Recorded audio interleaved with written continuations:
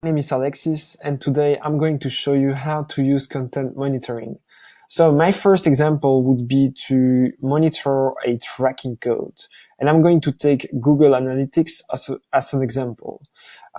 So the first step would be to grab the Analytics ID. If you're ever using Tag Assistance plugin, you can directly find your tracking ID just right here.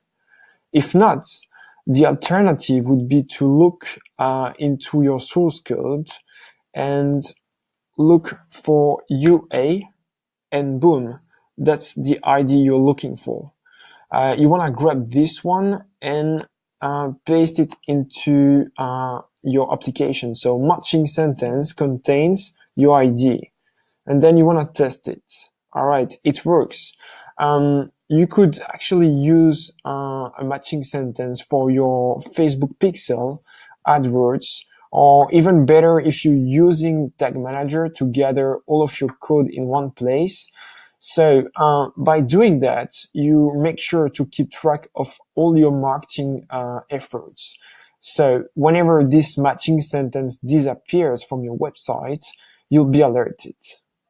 And that's it.